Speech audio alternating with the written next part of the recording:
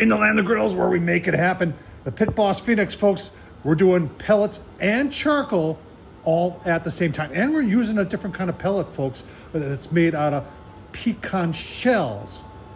The Tom Horsman method on the Pitboss Phoenix. I got a chuck roast in there. Let me show you the setup. Let's get started. All right, let's take a look at the Tom Horsman setup on the Pitboss Phoenix. Remember, this grill was designed to do pellets or charcoal, not pellets and charcoal at the same time. It's this guy named Tom Horsman, that's me, who came up with this method of just using pellets at 225 and then using the snake method with some, I've got some B&B in there, a couple chunks of pecan, and we're gonna light this end, we're gonna light that end, and that's gonna give us our charcoal and wood. And then I'm doubling down today as we talk. I got the smoking pecan. Now these are pecan shells, not pecan wood, pecan shell pellets. And the smell from them is sweet, and it does very, very nicely on beef or whatever. But we've got that in the hopper. Like I said, I'll leave the link down below if you're the first time trying this. I think there's like I'll leave the link down below. I think you get a 10% discount if you're the first time user. But folks, if you're got a pellet grill and you haven't tried smoking pecan, you don't know what you're missing. Let's get it fired up. Let's take a look at that chuck roast and let the Pitboss do its thing. All right, there's our chuck roast. 2 1/4. Yeah, it's just a little shy of 2 1/4 pounds. Some nice marbling in there. And for seasoning, I had this stuff. I've got tons of seasonings. This is from Brio, and this stuff, what I liked about it is, first of all, I always smell it and it smells good.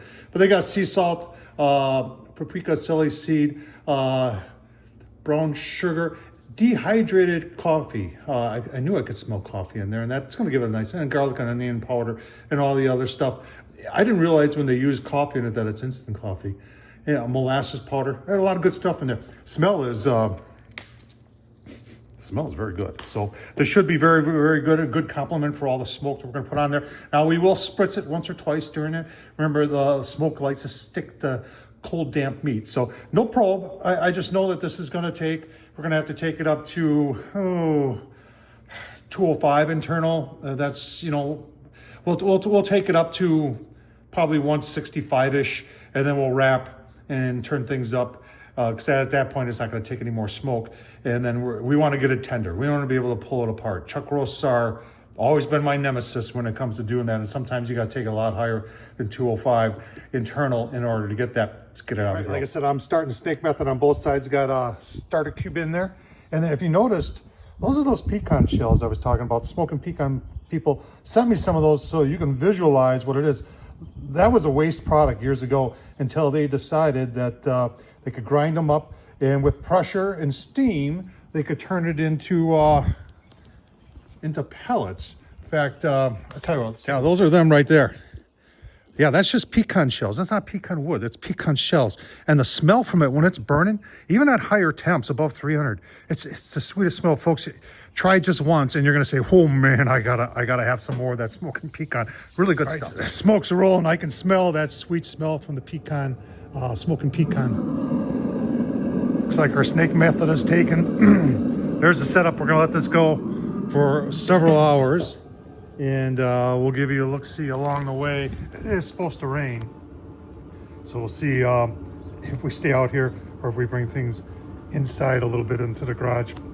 Set at 225. 225 is what it is. We're 3 hours into it. 225. Plenty of smoke rolling. I can smell that smoking pecan, folks, if you haven't tried that stuff. Now, we should talk a little bit more about the snake. So the temp probe on the Z grills is over in this corner right here. And if you're going to use charcoal, especially snake method like I'm doing, you're going to want to keep it, you know, as far away from there. So I started about here. I did 10 briquettes and then another 10 briquettes, lit both sides, and that seems to be working really well. Let's take a look at the chuck roast and see how everything's doing. Oh yeah, look at the color. Nice color. Snake method's working really, really well, folks. Very nice. Exactly what I was hoping for. So we'll just keep on going here. Probably take this up to about 5 hours, check the temp, and usually at that point, if we're not by 165, I'll probably wrap it anyway, because 5 hours of smoke is usually enough on a chuck roast, especially the kind of smoke we're getting today. Give you a look-see. All right, a little over 5 hours to 25. Yeah, they don't really burn any more than any other pellets. Still making good smoke. See, our snake is just about done. Look at that.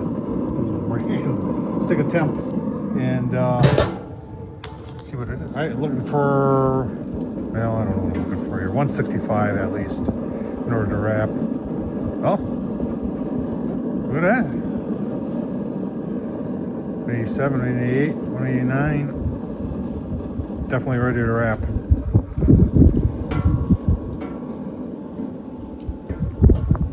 Yep, we're gonna wrap, and then look at that. Sometimes Chuck Guy, and I think I have referred to it before as like a poor man's brisket. I actually told people that if you can master a brisket, you can do. I mean, if you can master a chuck roast, you can master a brisket. Oh wow, very nice smoke ring, smoking pecan, the charcoal, the wood. All on a very affordable pellet grill from our friends at Pitboss. It's going to be good eating there, folks. Tom Horsman at YouTube. Thumbs up, leave a comment. And as always, if I can do it, so can you. Thanks for watching.